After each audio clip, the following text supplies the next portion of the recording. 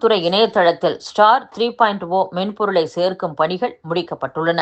சொத்து வாங்கும் மக்கள் எங்கிருந்தும் எப்போது வேண்டுமானாலும் பத்திரப்பதிவை மேற்கொள்ளும் வகையில் 18 புதிய வசதிகள் இதில் இடம்பெற்றுள்ளன. டிஜிட்டல் கையெழுத்திட்டு சொத்து பத்திரங்கள் டிஜிட்டல் முறையில் மக்களுக்கு கிடைக்கும். காகிதமில்லா அலுவலகம் என்பதுடன் கட்டணங்களை QR குறியீடு முறையில் செலுத்தும் வசதிகளும் இதில் இடம்பெற்றுள்ளன.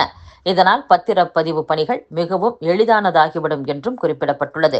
சென்னை, கோவை உள்ளிட்ட சில மண்டலங்களில் கடந்த வாரம் இந்த மென்பொருளை பயன்படுத்தி பத்திரப்பதிவுகள் மேற்கொள்ளப்பட்டன. புதிய மென்பொருள் தொழில்நுட்ப ரீதியாக அமலுக்கு வந்தாலும் முதல்வர், அமைச்சர்கள் முன்னிலையில் இதற்கான துவக்க விழாவில் அதிகாரப்பூர்வமாக அறிவிக்கப்படும் என பதிவுத்துறை அதிகாரிகள் தெரிவித்துள்ளனர். பொங்கல் தொடர் விடுமுறையை முடிந்து மக்கள் சென்னைக்கு திரும்பியதால் புறநகர் பகுதிகளில் அனைத்து முக்கிய சாலைகளிலும் போக்குவரத்து நெரிசல் ஏற்பட்டது. பொங்கல் பண்டிகையை முன்னிட்டு சென்னையில் இருந்து லட்சக்கணக்கான மக்கள் தங்களது சொந்த ஊர்களுக்கு பயணம் செய்தனர். இதற்காக சிறப்பு பேருந்துகள் மற்றும் ரயில்கள் இயக்கப்பட்டன. இது தவிர பலர் தங்களது சொந்த வாகனங்களில் சென்னையில் இருந்து சொந்த ஊர்களுக்கு சென்றனர். பொங்கல் விடுமுறை முடிவடைந்ததை தொடர்ந்து லட்சக்கணக்கான மக்கள் தங்கள் சொந்த ஊர்களிலிருந்து சென்னைக்கு திரும்பினர். நேற்று பிற்பகல் முதலே சென்னை நோக்கி கார், வேன் உள்ளிட்ட வாகனங்கள் வரத் தொடங்கின. அனைத்து வாகனங்களும் ஒரே நேரத்தில் வந்ததால் விழுந்தூர்பேட்டை சுங்கச்சாவடியில் போக்குவரத்து நெரிசல் ஏற்பட்டு நீண்ட வரிசையில் நின்றன. போக்குவரத்து நெரிசலை தவிர்க்க சுங்கச்சாவடி நிர்வாகத்தின் சார்பில் கூடுதலாக 2 கவுண்டர்கள் திறக்கப்பட்டு வாகனங்கள் அனுப்பி வைக்கப்பட்டன. போக்குவரத்து நெரிசலை போக்குவரத்து போலீசார் சீர் செய்தனர். சென்னையை சுற்றியுள்ள அண்டை மாவட்டங்களைச் சேர்ந்தவர்கள் தங்கள் சொந்த வாகனங்கள், அரசு பேருந்து, தனியார் பேருந்துகளில் சென்னை நோக்கி அதிக எண்ணிக்கையில் வரத் தொடங்கினர். இதன் காரணமாக GST சாலையில் வண்டலூர், பெருங்களத்தூர், தாம்பரம், குரோம்பேட்டை ஆகிய பகுதிகளில் கடும் போக்குவரத்து நெரிசல் ஏற்பட்டது. பல இடங்களில் நீண்ட தொலைவுக்கு வாகனங்கள் அணிவகுத்து நின்றன. இதனால் வாகன ஓட்டிகள் கடும் அவதிக்கு உள்ளாகினர். குடியரசு தினத்தை ஒட்டி சென்னை விமான நிலையத்திற்கு 5 அடுக்கு பாதுகாப்பு அளிக்கப்பட்டுள்ளது. நாடு முழுவதும் ஜனவரி 26ஆம் தேதி குடியரசு தின விழா கொண்டாடப்படுகிறது.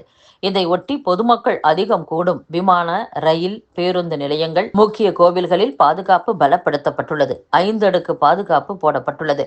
சென்னை விமான நிலையத்தில் சனிக்கிழமை நள்ளிரவு முதல் உள்நாடு, பன்னாட்டு முனையம் உட்பட அனைத்து பகுதிகளிலும் 5 அடுக்கு பாதுகாப்பு போடப்பட்டுள்ளது.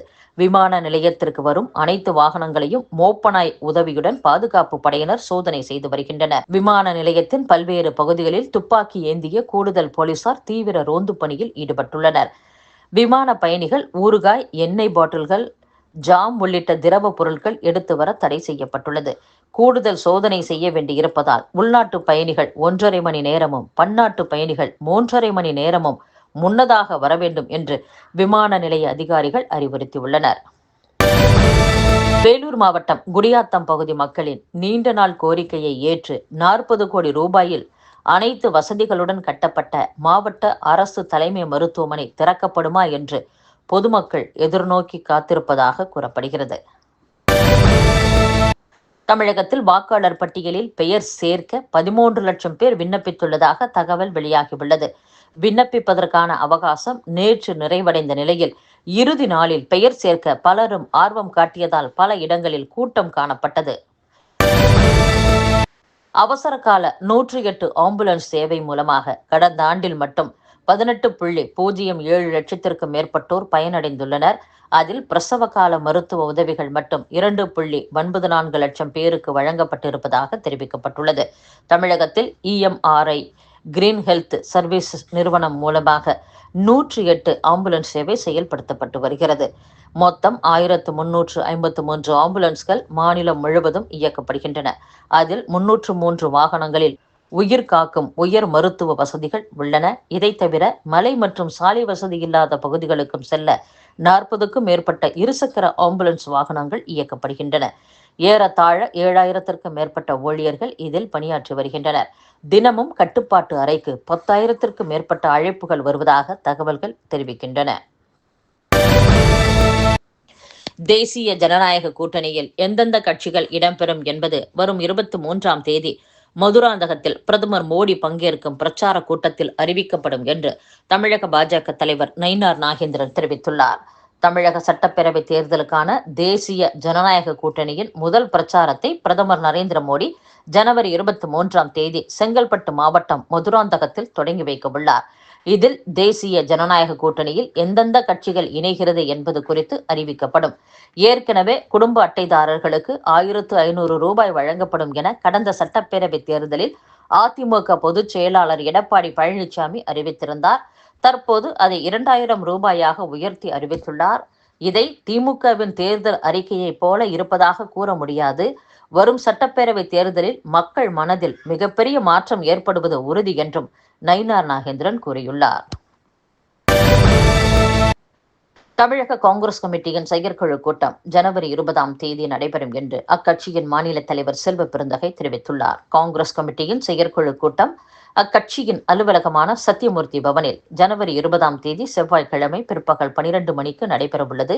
இந்த கூட்டத்தில் சட்டப்பேரவை தேர்தல் ஆயத்த பணி குறித்தும் கட்சியின் ஆக்கப்பணிகள் குறித்தும் விவாதிக்கப்பட உள்ளதாகவும், இந்த கூட்டத்தில் தமிழக சட்டப்பேரவை காங்கிரஸ் கட்சி தலைவர் எஸ். ராஜேஷ்குமார், அகில இந்திய காங்கிரஸ் கட்சியின் தமிழக பொறுப்பாளர் கிரிஷ் ஷோடங்கர், அகில இந்திய காங்கிரஸ் செயலர்கள் சூரஜ் எம்.என். ஹெக்டே, நிவேதித் ஆல்வா உள்ளிட்டோர் பங்கேற்க உள்ளதாகவும் செல்வ பெருந்தகை கூறியுள்ளார்.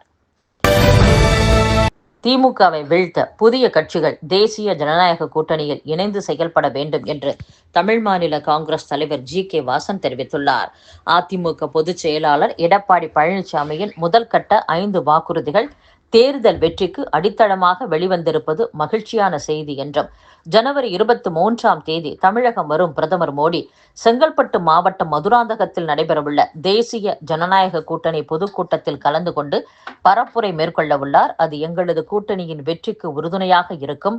தமிழகத்தில் மக்கள் விரோத போக்கை கையாண்டு கொண்டிருக்கும் திமுக வரும் தேர்தலில் தோற்கடிக்கப்பட வேண்டும். இதே குறிக்கோளுடன் செயல்படும் புதிய கட்சிகள், கூட்டணியில் இன்னும் சேராத கட்சிகள் அனைத்தும் தேசிய ஜனநாயக கூட்டணியில் இணைந்து செயல்பட வேண்டும் என்றும் ஜி.கே. வாசன் பேசியுள்ளார்.